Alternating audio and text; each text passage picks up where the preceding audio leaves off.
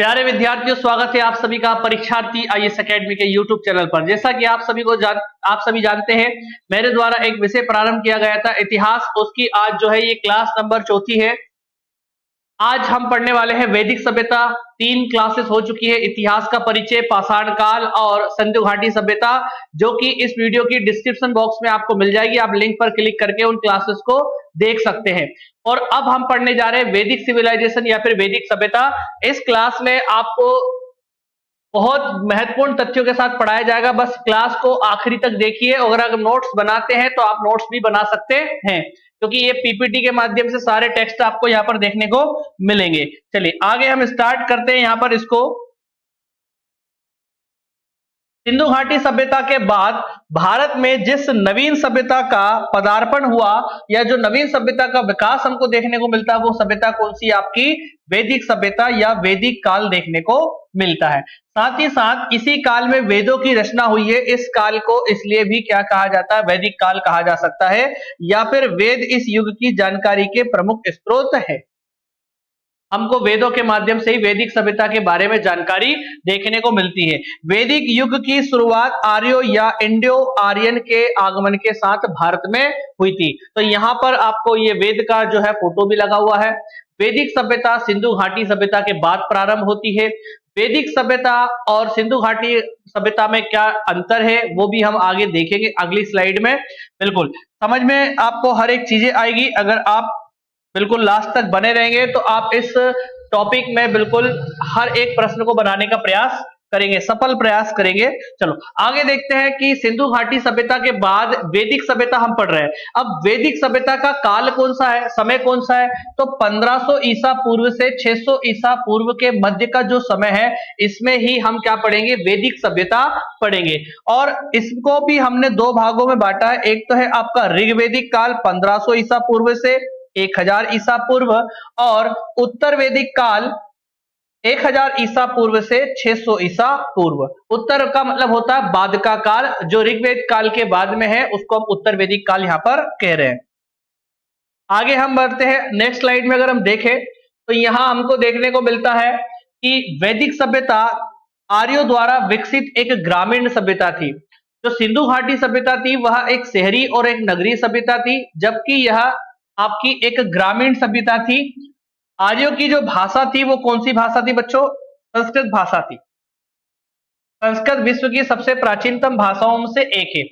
आर्य का शाब्दिक अर्थ श्रेष्ठ या कुलीन होता है, क्योंकि यह कुल में रहते थे इसलिए कुलीन, और एक कुलीन मतलब वैसे श्रेष्ठ ही होता है। ठीक है, ऐसा माना जाता है कि खैबर दर्रे के रास्ते से भारत में आए थे। खैबर दर्रा भारत के उत्तर पश्चिम भाग में स्थित खैबर दर्रे के रास्ते से भारत आए थे, ऐसा माना जाता है। ऋग्वेद को यूनेस्को ने विश्व मानक धरोहर के साहित्य में शामिल किया है। यह फैक्ट भी आप याद कर सकते हैं। कौन सा वेद? ऋग्वेद।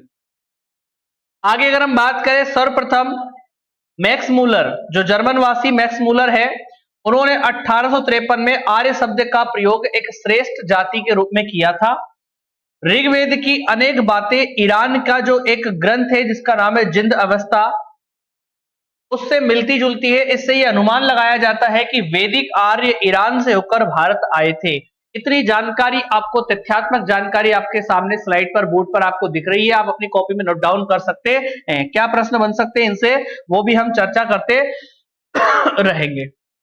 अब एक प्रश्न तो आपसे ये बनता है कि इनका मूल निवास स्थान क्या क्या बताया गया है अलग अलग विद्वानों के द्वारा। तो सबसे पहले अगर हम देखें कि मैक्स मूलर जो है, मैक्स मूलर ने मध्य एशिया बताया है आर्यों का निवास स्थान। बाल गंगाधर तिलक उत्तरी ध्रुव, नॉर्थ पोल को बाल गंगाधर तिलक ने क्या बताया है? आर्यों का निवास स्थान। और आर्य समाज के संस्थापक दयानंद सरस्वती जी ने इसको बताया है तिब्बत वाला भाग जो है आर्यों का निवास स्थान रहा था। सामान्यतः यह माना जाता है कि आर्य मध्य एशिया के निवासी थे। तो यह आपको सही होता प्रतीत लगता है। ठीक है, और ये किसने कहा था? जर्मन वासी मैक्स मूलर, जो कि कंपनी में, ईस्ट इंडिया कंपनी में जॉब करते थे, मैक्स मूलर। ठीक है, चलिए आगे हम देख लेते हैं।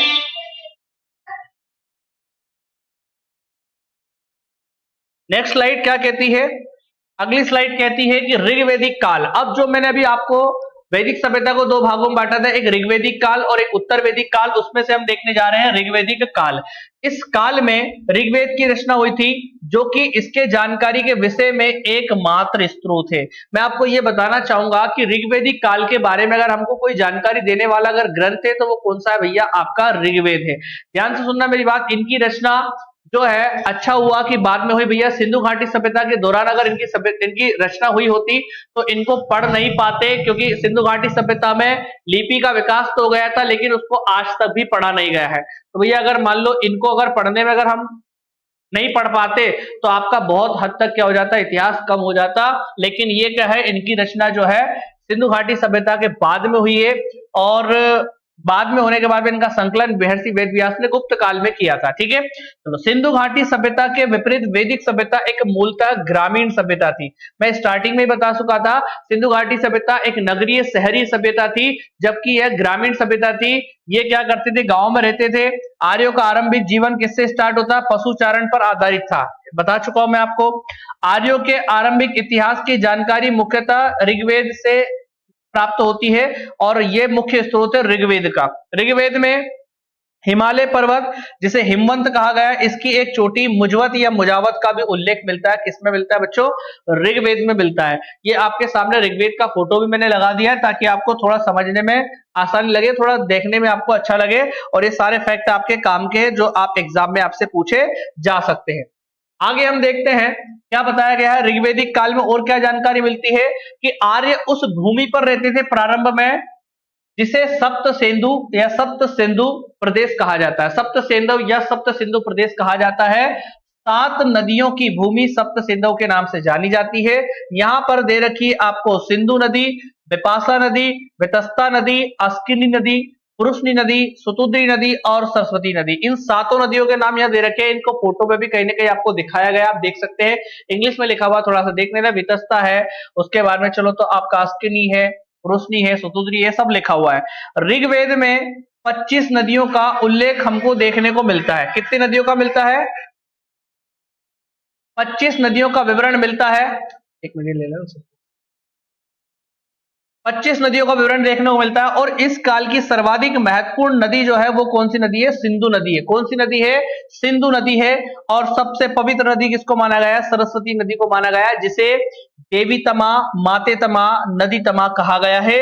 और ऋग्वेद में गंगा का 1 बार और यमुना का 3 बार देखने को उल्लेख मिलता है भैया, 3 बार उल्लेख मिलता है। तो ये प्रश्न बन सकता है कि सबसे पवित्र नदी, सर्वाधिक जो इसका उपयोग सबसे ज्यादा नाम लिया गया है वो कौन सी नदी है, देवी तमा, माते तमा, ये किसे कहा गया है, इस प्रकार से। तो नदी का 3 बार उल्लेख हुआ, वो कौन सी नदी है आपकी, गंगा की सहायक यमुना नदी है। ठीक है, चलो अगली स्लाइड में अगर हम देखते हैं, अगली स्लाइड में अगर हम देखें यहाँ पर वैदिक सभ्यता में, तो भैया ध्यान से सुनना मेरी बात कि वैदिक काल के विषय में जानकारी का सबसे महत्वपूर्ण ग्रंथ या कह सकता स्रोत जो हमारे पास क्या है, वैदिक साहित्य है। और वैदिक साहित्य में किसे किसे शामिल किया गया है, 4 वेदों को शामिल किया गया है, ब्राह्मण ग्रंथ को शामिल किया गया है, पुराणों को शामिल किया गया है। ठीक है, उसके बाद उपनिषद, अरण्यक सब दे रखा है। तो वैदिक साहित्य आपको यहाँ पर देखने को मिलता है। ठीक है, चलिए उसके बाद में पुराण यहाँ नहीं है, पर वेद, ब्राह्मण ग्रंथ, अरण्यक, उपनिषद। ठीक है, चलो आगे हम देखें भैया इसमें क्या लिखा हुआ है वैदिक काल के बारे में। तो 1500 से 600 ईसा पूर्व जो है बीसी लिख दिया है यहाँ पर इंग्लिश में। वैदिक साहित्य के अंतर्गत वैदिक वेद और ब्राह्मण ग्रंथ, अरण्यक, उपनिषद आते हैं। और जो पुराण है आपके, उसके बारे में, वंशों के बारे में आगे की जानकारी मिलती है। आगे देखते हैं वैदिक साहित्य में सबसे महत्वपूर्ण कौन होता है, वेद होता है, जिसका शाब्दिक अर्थ होता है ज्ञान या फिर पवित्र ज्ञान या फिर जानना होता है। वेद की रचना, इस वेद की रचना किसने की है, ईश्वर ने की है, ऐसा माना जाता है। इसलिए वेद को अपौरुषेय कहा जाता है। वेद की रचना संस्कृत भाषा में हुई है। भैया ध्यान रखना, वेदों की जो भाषा है वो कौन सी है, संस्कृत भाषा है। लेकिन आज की संस्कृत भाषा और उस समय की संस्कृत भाषा में बहुत अंतर है। पढ़ने में आज भी संस्कृत हमको बहुत कठिन लगती है, और उस समय की संस्कृत तो बहुत ही ज्यादा कठिन हुआ करती थी। वेद का संकलन, ये संकलन लिखा हुआ, संकलन गुप्त काल में महर्षि वेदव्यास ने किया था। इसके पहले मतलब पीढ़ी दर पीढ़ी जो है ना, वेदों की जो है शिक्षा के माध्यम से क्या है याद रहा। और उसके बाद में है ना, इसका संकलन किसने किया, महर्षि वेदव्यास ने गुप्त काल में किया था बाद में। वेद की संख्या 4 है, ये आपको मैं बता दूं भैया। वेदों की संख्या कितनी मिलती है, 4 मिलती है। और यहां पर लिखा हुआ है ऋग्वेद 2, यजुर्वेद 3, सामवेद 4, सॉरी यहाँ लिखा हुआ है आपका 1 नंबर पहला यहाँ पे लिखा हुआ है। पहला है आपका ऋग्वेद, दूसरा यजुर्वेद, तीसरा सामवेद और चौथा अथर्ववेद। ये 4 वेद है जो आपको यहाँ पर दिए गए हैं। अगली स्लाइड की ओर आगे बढ़ते हैं हम लोग। यहाँ पे लिखा हुआ आपका अगली स्लाइड में कि सबसे पहले जो जिस ग्रंथ के बारे में बात की जा रही है वो कौन सा ग्रंथ है, वो है आपका ऋग्वेद। कौन सा ग्रंथ है बच्चों? ऋग्वेद है। तो ऋग्वेद के बारे में हम अच्छी से चर्चा करेंगे कि सबसे पहले देखिए कि ऋग्वेद जो है भैया सबसे प्राचीन वेद है। अगर पूछा जाए कि सबसे प्राचीन वेद कौन सा है तो क्या हो जाएगा आपका ऋग्वेद हो जाएगा। इसमें 10 मंडल देखने को मिलते हैं, 1028 सूक्त है और 10,580 ऋचाओं का इसमें क्या किया गया है, बताया गया है। और वेद के उच्चारण करता या वेद को पढ़ने वाले ऋषि मुनि को क्या कहा जाता था? होत्र कहा जाता था। ये इंपोर्टेंट नहीं, बहुत इंपोर्टेंट है आपका डेटा है जो आपको याद कर लेना है। ऋग्वेद का सबसे पुराना मंडल दूसरा मंडल। जिस तरीके से संविधान में क्या है 22 भाग है, उसी तरीके से ऋग्वेद में 10 मंडल हुआ करते थे। दूसरा और 7वां मंडल ये क्या है, सबसे पुराना है, जबकि सबसे नया पहला मंडल और 10वां मंडल सबसे नवीन मंडल है, इसको सबसे बाद में जोड़ा गया है। ऋग्वेद के तीसरे मंडल में सूर्य देवता और सावित्री को समर्पित गायत्री मंत्र का उल्लेख मिलता है। गायत्री मंत्र ओम भूर्भुवस्व तत्सवितुर्वरेण्यम भर्गो देवस्य धीमहि धियो यो नः प्रचोदयात्। इस विश्वामित्र ने क्या किया था, इसकी रचना की है भैया किसमें, आपका तीसरे मंडल में, जो कि किसको समर्पित है, सूर्य देवता और सावित्री को। 7वां मंडल भगवान विष्णु को, 9वां मंडल भगवान शिव सोम को, 10वां मंडल विष्णु आपके ब्रह्मा जी को। और इसी में आपको क्या किया गया है, पुरुष सूक्त या फिर चतुष्वर्णीय समाज का वर्णन किया गया है। 4 वर्ण ब्राह्मण, क्षत्रिय, वैश्य और शूद्र का उल्लेख इसमें किया गया है। दूसरे मंडल से 7वें मंडल को वंश मंडल कहा जाता है। दूसरे मंडल से 7वें मंडल को वंश मंडल कहा जाता है। प्रश्न पूछ ले तो हमको बता देना है, ठीक है। चलो आगे देखते हैं हम लोग नेक्स्ट। आगे अगर हम देखें तो यहां लिखा हुआ है ऋग्वेद, यजुर्वेद, यजुर्वेद, सामवेद को क्या कहा जाता है, वेदत्री कहा जाता है। क्या कहा जाता है, वेदत्री कहा जाता है।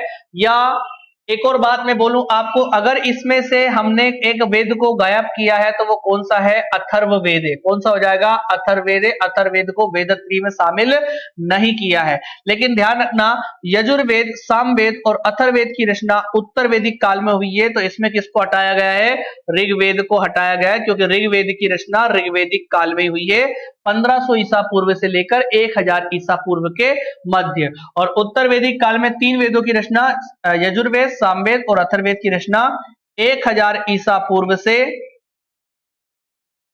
600 ईसा पूर्व के मध्य हुई है। आगे अगर हम देखते हैं यहां पर क्या देखने को मिलता है कि इसमें यज्ञों के नियम। अब भैया ध्यान रखना यहां पर एक चीज मिसिंग है। क्या मिसिंग मिलेगी आपको, यहां पर लिखना भूल गए यजुर्वेद। क्या लिखना भूल गए यहां पर, यजुर्वेद। तो यहां पर एक शब्द आप लिख लेना यजुर्वेद, ठीक है।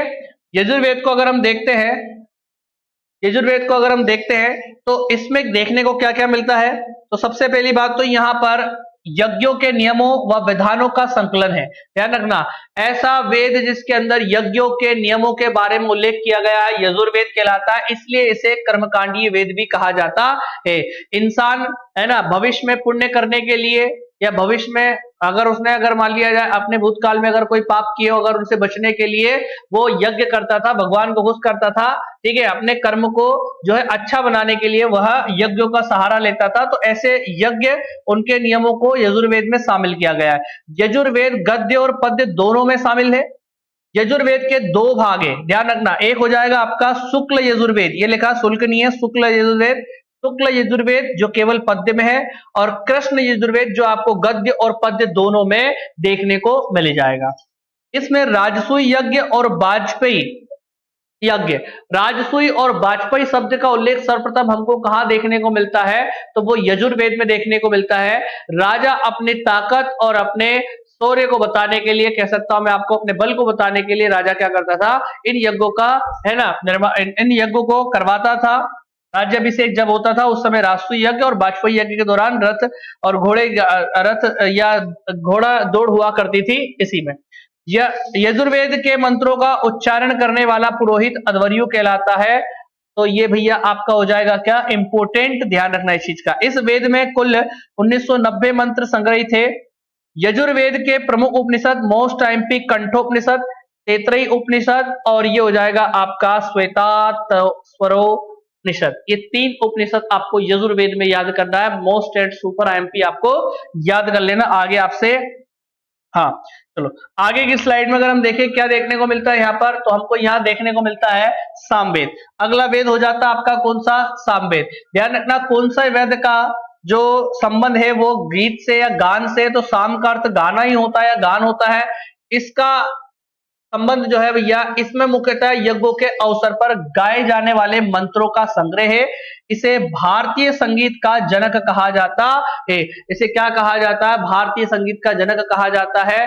संगीत के अगर आपने 7 स्वर सुने होंगे तो होगे सा रे गा मा पा धा नी, तो यहाँ लिखा भी है कि सा रे गा मा पा धा नी, इनकी उत्पत्ति भी सामवेद से ही हुई है। सामवेद में कुल 1875 ऋचाएं हैं। सामवेद में कुल मूल रूप से 99 मंत्र है। बाकी मंत्रों को कहां से लिया गया है, आपके ऋग्वेद से लिया गया है।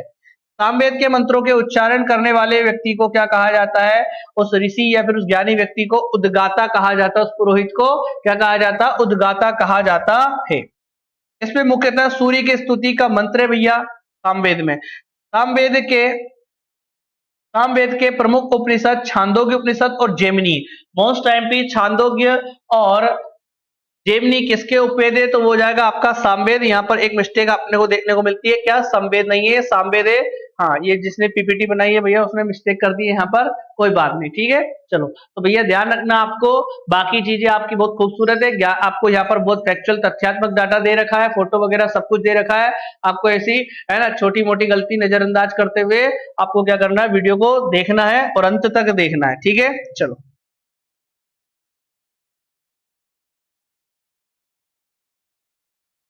आगे बढ़ते हैं, यहां देखते हैं हम अगला वेद कौन सा हो जाएगा, आपका अथर्ववेद। क्या हो जाएगा बच्चों, अथर्ववेद। अब ध्यान से सुनना मेरी बात, अथर्ववेद जो है आपका, अथर्ववेद जो है यह आधुनिक वेद है। आधुनिक मतलब क्या हो जाता है, सबसे बाद का वेद है, सबसे बाद में इसका संकलन हुआ है। और किसके द्वारा, अथर्वा ऋषि के द्वारा हुआ है। इसमें 731 सूक्त, 20 अध्याय और 6000 मंत्र इसमें देखने को मिलते हैं। आर्यों के साथ साथ अनार्यों का भी उल्लेख किसमें देखने को मिलता है, तो वो मिलता है आपको किसमें, अथर्ववेद में। ध्यान रखना इस चीज का, अथर्ववेद में देखने को मिलता है। इसमें सभा और समिति को प्रजापति की 2 पुत्री की संज्ञा दी गई है। That is the most important fact, अति महत्वपूर्ण तथ्य है भैया ये। सभा और समिति किसकी 2 पुत्री है, प्रजापति की। इसका उल्लेख किस वेद में मिलता है, तो वो अथर्ववेद में मिलता है। अभी इसके बारे में और चर्चा करने वाला हूं मैं आपसे। इस वेद के पाठकर्ता को ब्रह्मा कहा जाता है। क्या कहा जाता है, ब्रह्मा कहा जाता है। जैसे ऋग्वेद के को होत्र कहा जाता है, यजुर्वेद के को अध्वर्यु कहा जाता है, सामवेद के को उद्गाता कहा जाता है, ठीक उसी प्रकार ब्रह्मा किसके ऋषि कहलाते हैं भैया, तो वह अथर्ववेद के ज्ञानी, पाठकर्ता, पुरोहित और आप बता सकते हो कहलाते ब्रह्मा। अथर्ववेद का उपनिषद मुंडक उपनिषद, प्रश्नोपनिषद और मांडुक्य उपनिषद ये है आपको देखने को मिलते हैं। अभी मैं आपको इतना बता चुका हूं, 4 वेद हो चुके हैं अपने कंप्लीट। आगे हम और बढ़ेंगे, क्या क्या महत्वपूर्ण जानकारी आपके लिए एग्जाम के लिए इंपॉर्टेंट हो सकती है, वर्तमान में जो एग्जाम आने वाले हैं उनके लिए, सभी के लिए इंपॉर्टेंट है ये। चलिए एक यहाँ पर मैंने क्या बनाया भैया, एक तालिका यहाँ तैयार करके रखी है आपके सामने कि इन चारों वेदों को वेद संहिता कहा जाता है, या फिर है ना जिस तरीके से भैया क्या नियम, चुनाव के पहले जो चुनाव के नियम होते हैं उसको आचार संहिता कहते हैं। जैसे आपको मालूम है कि अगर कोई कानून तोड़ा है तो उस पर दंड का प्रावधान होता है, उसको दंड संहिता कहते हैं।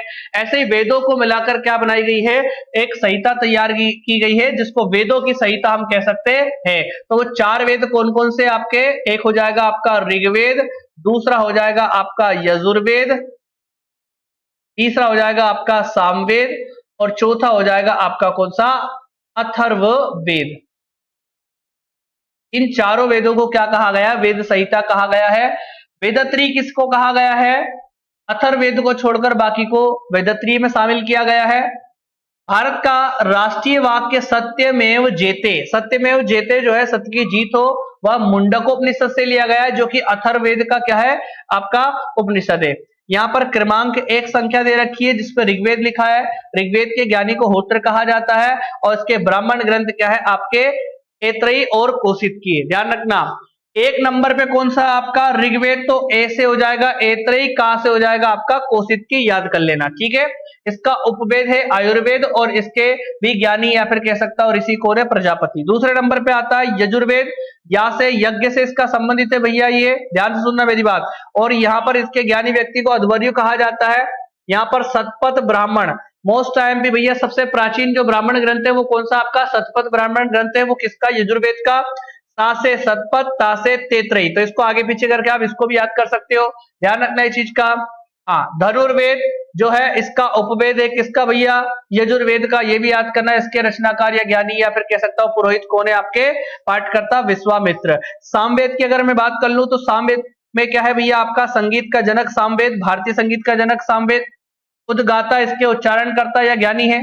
और इसका ब्राह्मण ग्रंथ आपको पंचवीस मिलता है और इसके उपवेद का नाम है गंधर्व वेद। ध्यान रखना इस चीज का, अगर तुमसे गाना गाने के लिए बोल दिया जाए और तुम गाना गाओगे बहुत गंदा गाओगे, इसलिए आपका इसका उपवेद क्या हो जाएगा, गंधर्व वेद। और ध्यान रखना यहाँ हो जाएंगे क्या, ज्ञानी व्यक्ति को नारद, नारायण नारायण।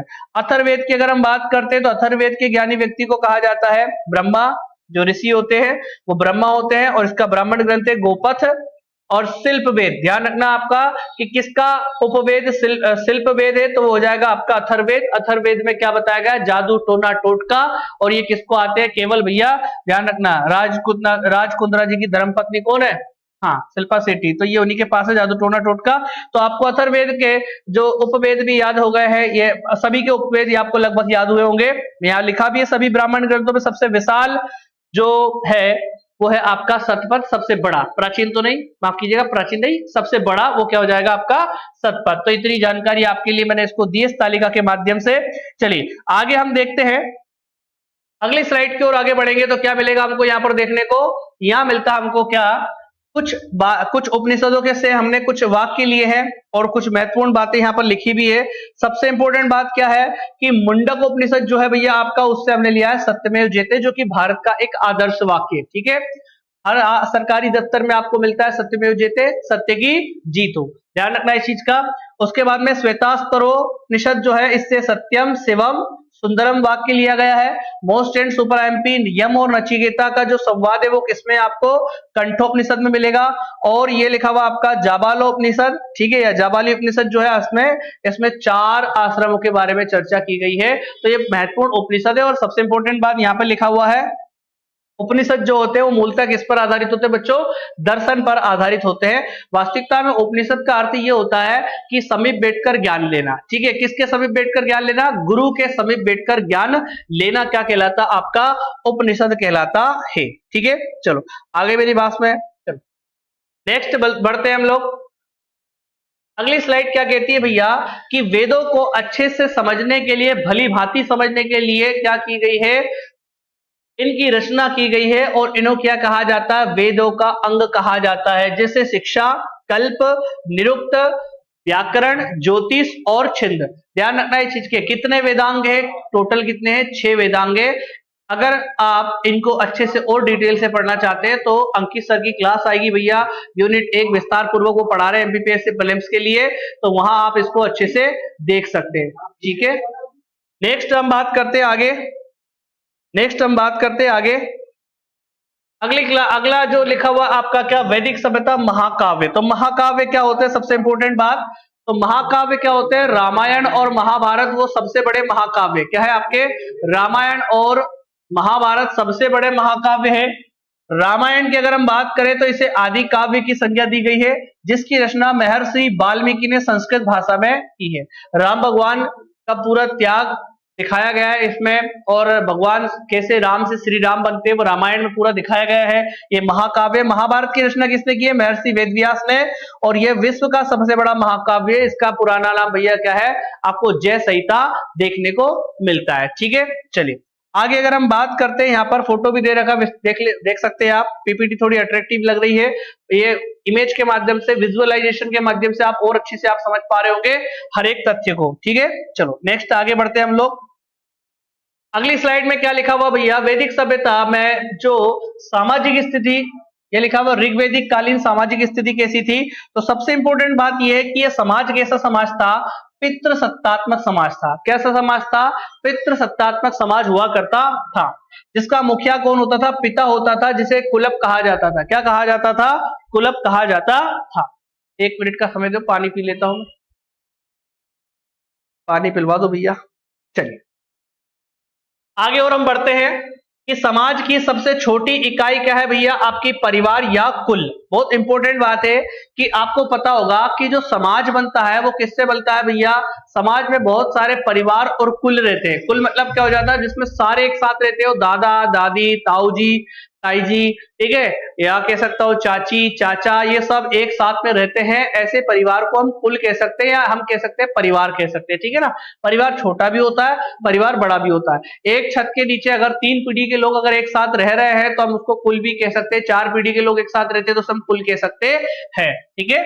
चलो, ऋग्वैदिक काल में संयुक्त परिवार की प्रथा प्रचलित है ना। इसमें दादा नानी तो हटा दो, यहाँ पे दादा दादी चाचा चाची, ठीक है ना, बड़े पापा बड़ी मम्मी उनके बच्चे, ठीक है, सब एक साथ में रहते हैं, तो हम बात कर रहे हैं। ऋग्वैदिक काल में वर्ण व्यवस्था चिन्ह दिखाई देता है। ध्यान रखना भैया, यह व्यवसाय के आधार पर थी, ना कि जन्म के आधार पर, ठीक है। चलो इतना देख लो भैया, जब तक आप, मैं तो पानी पी लेता हूं।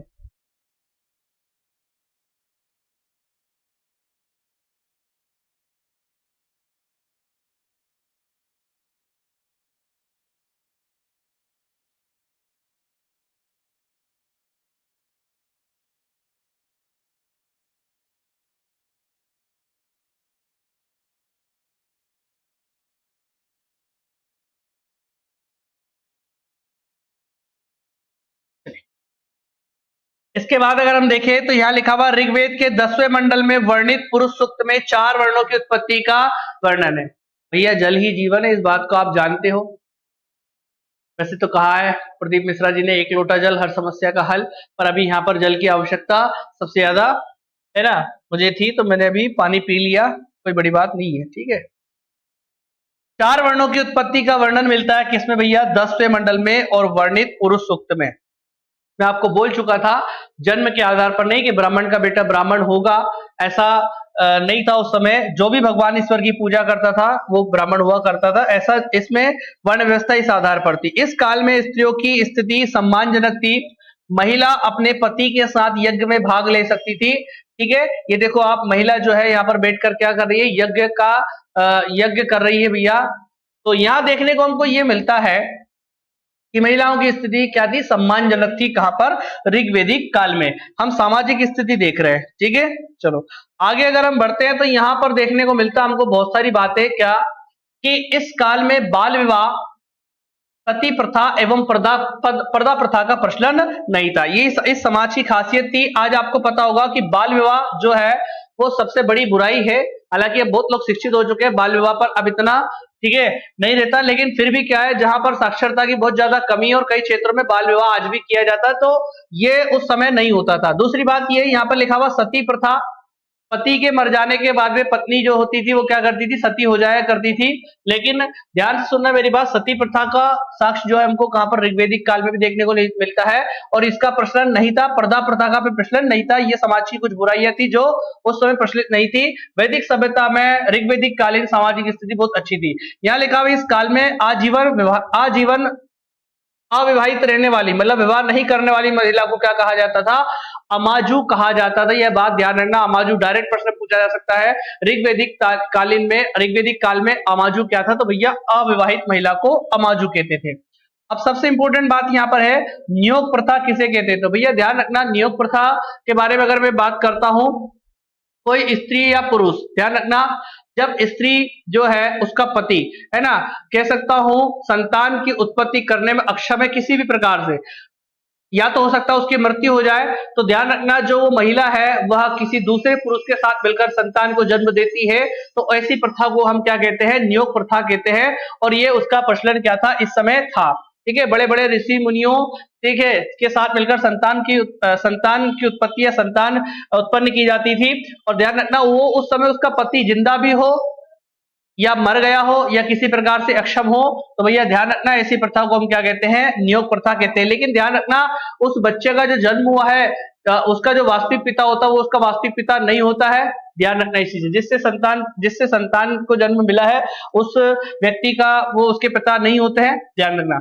इस काल में दास प्रथा का प्रचलन था। इस काल में, किसमें, आपका ऋग्वेदिक काल में। आर्य लोग ऊनी सूती वस्त्र पहनते थे, दोनों प्रकार के वस्त्र पहनते थे। शाकाहारी मांसाहारी दोनों हुआ करते थे। विवाह के दो प्रकार प्रचलित थे, अनुलोम विवाह और प्रतिलोम विवाह। ठीक है। उच्च वर्ग का पुरुष अगर निम्न वर्ग की स्त्री से विवाह करे या उच्च वर्ग की स्त्री, छत्री लिख दिया या, निम्न वर्ग के पुरुष से अगर विवाह करे तो वैसा विवाह क्या कहलाता, प्रतिलोम विवाह कहलाता है। चलो आगे देख लेते हैं और क्या क्या दे रखा है जानकारी इसमें। चलो इसमें जानकारी हमको देखने को मिलती है राजनीतिक स्थिति। मोस्ट एंड सुपर आईएमपी भैया इस किस प्रकार से रहते थे। ऋग्वेदिक समाज जो कबीलियाई व्यवस्था पर आधारित था। मैं आपको बोल चुका था कि आपने देखा होगा कि गांव में क्या होता है, कुल या परिवार के भांति रहते हैं। एक छत के नीचे या एक मकान में, एक घर में 3-4 पीढ़ी एक साथ रहती है, तो मैं बोल सकता हूं उसको कुल कह सकता हूं या परिवार कह सकता हूं, बड़ा परिवार कह सकता हूं। ठीक है ना। और सब मिलकर सब साथ में रहते थे, एक परिवार दो परिवार, तो कबीला पद्धति के आधार पर ये रहते थे। ध्यान सुनना मेरी बात। कबीले का एक राजा होता था। अब भैया जहां पर कुछ परिवार मिलकर एक समाज बनाते हैं, वैसे कबीले का एक राजा हुआ करता था जिसे गोप कहा जाता था। आर्यों को पंचजन भी कहा जाता है क्योंकि इनके 5 कबीले थे, अनु, दुहु, पुरु, तुर्वस और यदु। इसके क्या थे भैया, 5 कबीले हुआ करते थे। आर्यों की प्रशासनिक इकाई 5 वर्गों में विभाजित थी। ध्यान सुनना मेरी बात। सबसे छोटा समाज की इकाई क्या थी भैया, कुल। कुल से मिलकर, जब परिवार से मिलकर एक गांव बनता है और एक गांव से मिलकर एक विश्व बनता है, विश्व से मिलकर एक जन बनता है और जन से मिलकर एक राष्ट्र का निर्माण होता है। यही जन आगे चलकर क्या बनेंगे भैया, महाजनपद बनेंगे। इस काल में अनेक जनतांत्रिक संस्थाओं का विकास हुआ जिनमें सभा, समिति और विदत प्रमुख थी। सबसे इंपॉर्टेंट बात है भैया, इस समय की सबसे बड़ी प्रशासनिक संगठन के रूप में किसका उल्लेख मिलता है, तो भैया वो हो जाता है आपका जन। जैसे हम बोलते हैं ना, राज्य सबसे बड़ी प्रशासनिक इकाई हो जाएगी, उससे बड़ा होता है राष्ट्र। जन जो है भैया किससे मिलकर बनता है, आपने देखा होगा कि गांव से मिलकर तहसील बनती है, तहसील से मिलकर विकासखंड, विकासखंड से मिलकर जिला बनता है, जिले से मिलकर संभाग बनता है और संभाग से मिलकर एक राज्य बनता है। ठीक उसी प्रकार जनपद, जन हो जाएगा आपका। ऋग्वैदिक काल की सबसे प्राचीन जनतांत्रिक संगठन आपको विदत मिलता है। जैसे आज हमको देखने को मिलता है कांग्रेस पार्टी, भारतीय जनता पार्टी, ऐसे सबसे प्राचीन अगर कोई आपको संस्था मिलती है, संगठन मिलता है, तो विदत है। इसका संगठन था, आम जन का संगठन था। इस काल में सभा और समिति राजा को सलाह देने के लिए होती है। ठीक उसी प्रकार सभा आज आपकी हम राज्यसभा मान सकते हैं, समिति आज की हम लोकसभा मान सकते हैं, और राजा को सलाह देने के लिए लोकसभा और राज्यसभा। जब कानून बनता है तो उसको क्या कहते हैं हम लोग, है ना, उसको पूरे को मिलाकर हम संसद कहते हैं। वैसे ही आपका क्या है, राजा, सभा, समिति को मिलाकर हम कह सकते हैं संसद। तो उस समय का ये आपका है ना, क्या है, राजनीतिक स्थिति है। इस काल में सभा और समिति राजा को सलाह देने के लिए होती थी। अगली स्लाइड में अगर हम देखते हैं, यहाँ मोस्ट इंपोर्टेंट बात लिखी हुई है। क्या लिखा हुआ है यहाँ पर कि सभा का उल्लेख 8 बार हमको मिलता है। क्या मिलता है, 8 बार सभा का उल्लेख मिलता है। सभा जो है आपका श्रेष्ठ लोगों का संगठन था। किसका संगठन था, श्रेष्ठ लोगों का।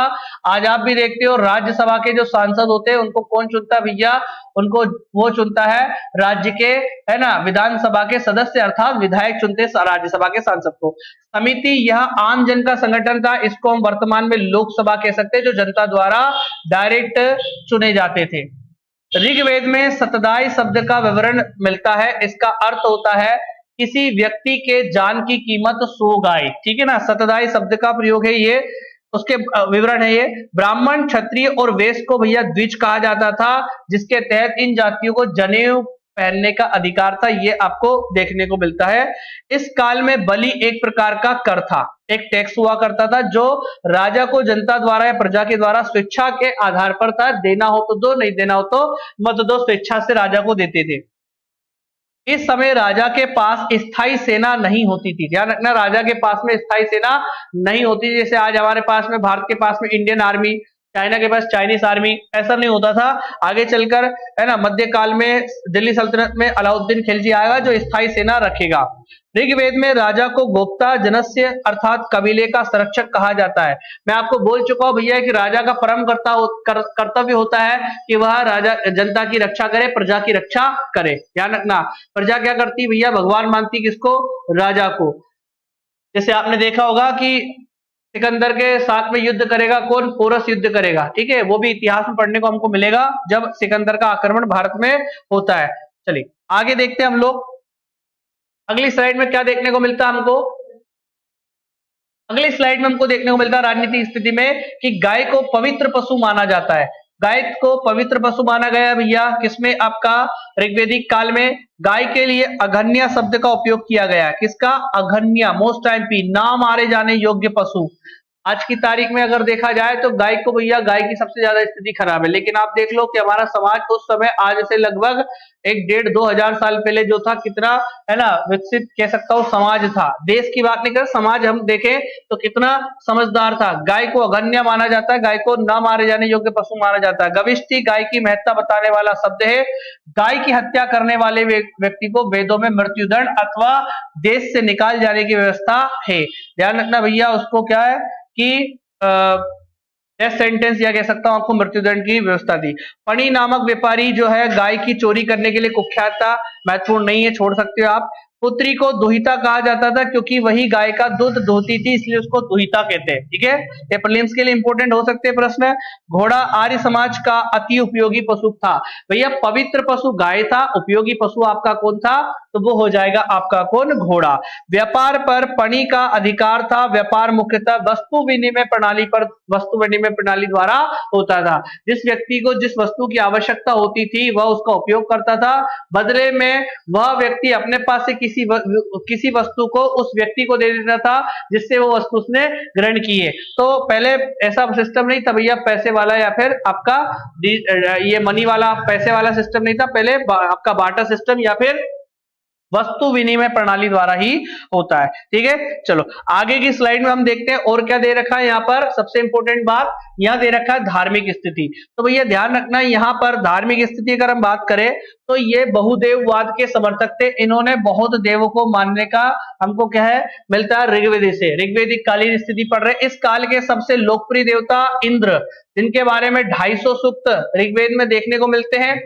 सबसे इंपॉर्टेंट देवता इंद्र को पुरंदर भी कहा जाता है और इंद्र को आर्यों का युद्ध देवता, वर्षा आंधी तूफान का देवता माना गया है। ध्यान से सुनना मेरी बात। और माने क्यों ना, क्योंकि ग्रामीण सभ्यता थी, किसान को सबसे ज्यादा आवश्यकता किसकी होती है भैया, है ना, अनाज उत्पादन करता है वो, तो सबसे ज्यादा क्या है, वर्षा या बारिश होना चाहिए। सिंचाई तो नहीं, है ना, सिंचाई तो इंसान क्या करता है, कृत्रिम रूप से खेतों को पानी देता है, लेकिन आसमान से बारिश होती है तो वो कौन करवाता था, इंद्र भगवान। इसलिए इंद्र सबसे ज्यादा महत्वपूर्ण थे। दूसरे महत्वपूर्ण है भैया कौन, आपके अग्नि।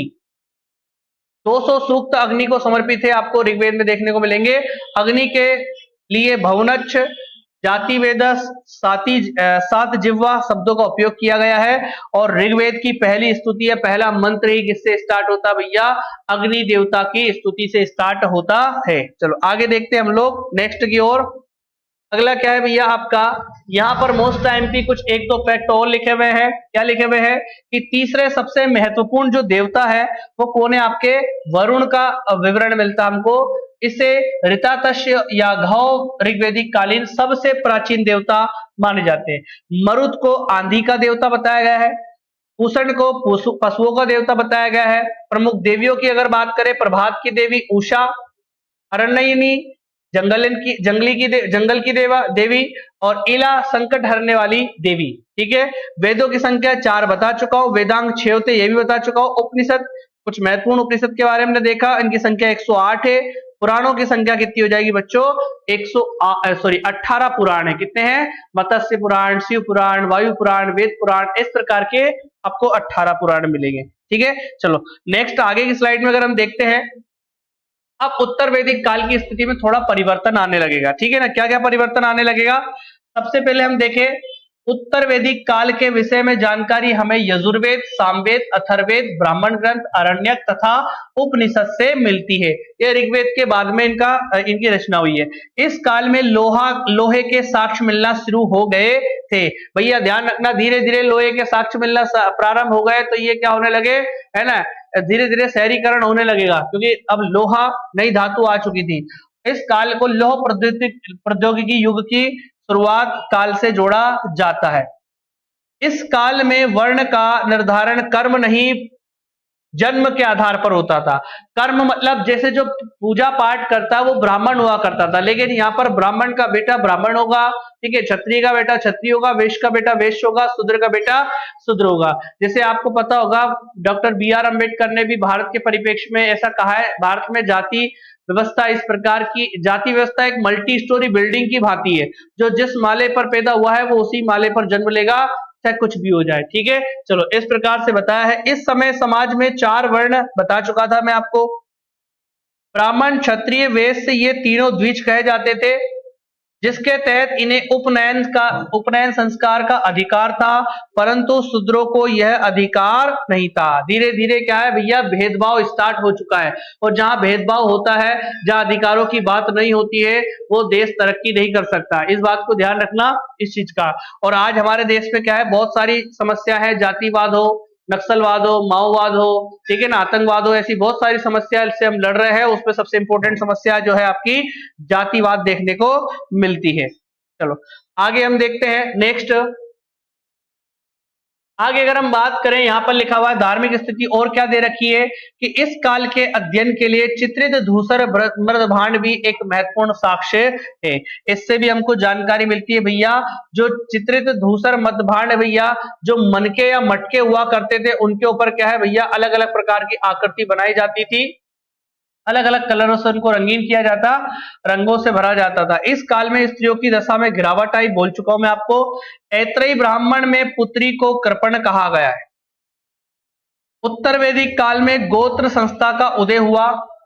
गोत्र का अर्थ है वह स्थान जहां समूचे कुल के गोधन को एक साथ रखा जाता था, परंतु बाद में इस शब्द का अर्थ एक मूल पुरुष के वंशज के रूप में निकाल दिया गया। आज आपको मालूम है कि अगर जैसे सगाई या शादी होती, सबसे पहले क्या करते हैं हमारे भारतीय समाज में, क्या करते हैं भैया, गोत्र देखते हैं। क्या देखते हैं, गोत्र देखते हैं। अगर गोत्र अगर समान मिलते हैं तो फिर क्या होता है, उनके संबंध नहीं होते हैं, चलो उनके वैवाहिक संबंध नहीं होते हैं। चलो आगे हम देखते हैं भैया नेक्स्ट। अब भैया ये जो है आपकी पूरी विस्तार पूर्वक जो है आपकी क्लास कक्षा हो चुकी है। अगली क्लास आपकी महाजनपद की आने वाली है। अगर वीडियो अच्छा लगता है तो वीडियो को लाइक करना है, शेयर करना है, सब्सक्राइब करना है। Thank you so much. बहुत लंबे समय के बाद में, लगभग 10 से 15 दिन के बाद में ये मैंने वीडियो आपके लिए रिकॉर्ड किया है बच्चों। तो आपका जो है सपोर्ट बना रहे, तो ऐसी वीडियो आपको और मिलती रहेगी। Thank you so much.